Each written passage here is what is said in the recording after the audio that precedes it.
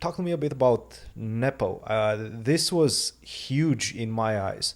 And to be honest, every pundit that I was hearing in preparation for the candidates did not consider Nepo as a favorite to win it, even though he was coming from the match with ridiculous preparation, right? Because whenever you're preparing for a match, you have an army of seconds looking at things for you, and that residual preparation stays with you for a very long time.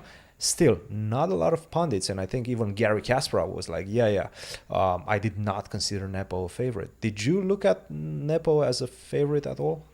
I think everyone underestimated him, Yeah. which we know how capable he is, but the way that he lost the match, I think kind of gave So people that's an the idea. why, yeah? I think the that's why. that's part of it. It's like an emotional response to something terrible happening. Like, you see someone lose in such a dramatic fashion, you're like, this is going to destroy them.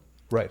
And it's impressive that he came back. I think it was also compounded a bit by how he played this Romania Grand Chess Tour event, and it looked like he didn't care during the games. He didn't play well. He was kind of just throwing his pieces around, like playing very carelessly. Yeah. And it didn't give an impression of a guy who's, about to win the biggest tournament in the world.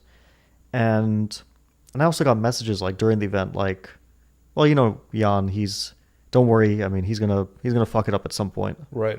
And okay, I during the tournament, I was thinking, well, I mean, once Jan gets going, he can get super dangerous. This is like really, really dangerous. The guy can start racking up wins, and you never know how that's going to turn out. So I was very worried. That's why, like, especially when he beat Richie. He beat Well, Rapport. he started off with the win against Ding, right? Yeah. With the black pieces. That was huge. That was great for him. That gave him a lot of good emotions going forward. And then he won with black against Richie in round 7. Yeah. And that game really, like, it kind of tilted me a bit. Even though I also won my game, I was like, I'm doing great, but somehow I'm not, like, catching up to this guy. Yeah. And it was frustrating. And so yeah, once he gets going, he's one of the most dangerous players because he thrives on confidence a lot. He has the ability to play like perfectly, but not only to play perfectly, but also to put a lot of pressure because he plays very quickly and confidently. And that's psychologically difficult to handle. So if he kind of like hits that wall, then it can be difficult for him because One loss, yeah? One loss, it almost felt like it was all it takes going into that second part of the candidates in 2020 when he lost against MVL. And then everything shut down. I think that was a blessing for him pretty much. Now, this same situation did not happen during the recent candidates, right? He just kept going. He didn't lose a single game. He saved some pretty bad positions as well. Do you feel that was like a mixture of luck and just confidence as a whole? Well, I don't like to call it luck because luck is such an important factor in winning tournaments. Yeah. Like, I don't even know if you can call it luck. It's just circumstance.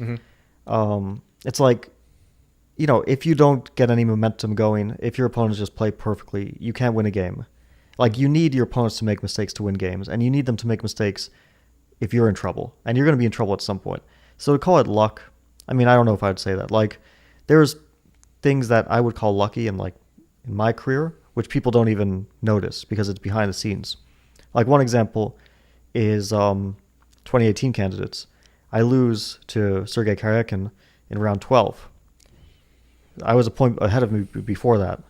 After that, he's in the lead because at that time there was no playoff in case of a tie. There was a tie break based on direct encounter. He beats me.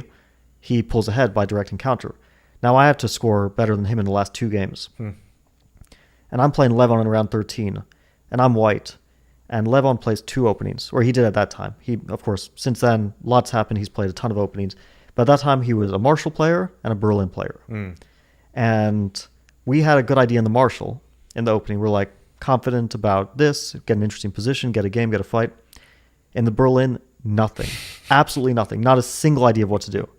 And it was just 50-50. If he plays the Berlin, I will not get anything from the opening, and I really doubt that I'm going to win that game. Right. 50-50, he plays the Marshall, I win the game, and I pull into the lead, and I win the tournament a round later. That's just like, to me, that's luck. Probability. Yeah. But to the outside viewer, it's like, what, he played an opening, what do you mean luck? Right? But this is like behind the scenes stuff that So I don't know if you can call it luck or just circumstances that work into your favor. So yeah, Jan had some things going in his favor. Starting from the first round, Ding loses with white. It's a rare occurrence. Richie loses with white in round 7. It's a rare occurrence. These things, but all your opponents play perfectly, and you look like you can't win a game. All the guys on Chess Bomb, or Chess Bomb doesn't exist anymore, but whatever they're calling, it's not Chess Bomb anymore. They're calling you, draw whatever, Yeah.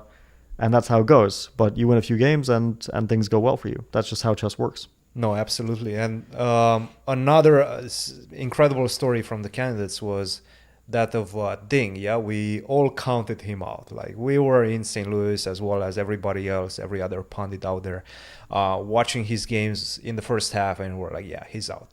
Definitely out. It's a reiteration of basically what happened in 2020 for him.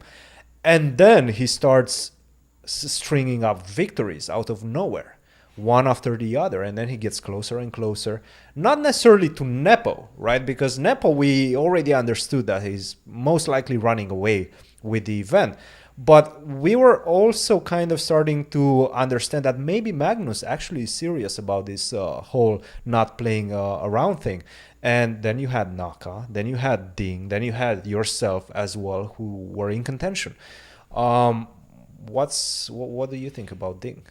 How he got also to the candidates was just simply ridiculous, right? Well, yeah. Okay, so we can sum it up with one very clutch game at the end. He beat Hikaru with white in the last round. Super clutch. At that point, he knew.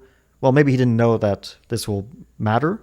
He probably didn't. Nobody knew for sure. Yeah. But this is his only chance. It's like, even if you have like a 20% chance that second place is enough, still that's 20%. So he won a very clutch game against Hikaru. It was a good game. Hikaru, I'm sure, was kicking himself after that game because he missed a golden opportunity to play a match. But he was also mentioning during one of his streams that he believes that if he would have qualified, if he would have taken second place, Magnus would have played the match. Do you think that's the case? I don't believe that at all. I think Magnus took his decision based on what he wants to do. That's it.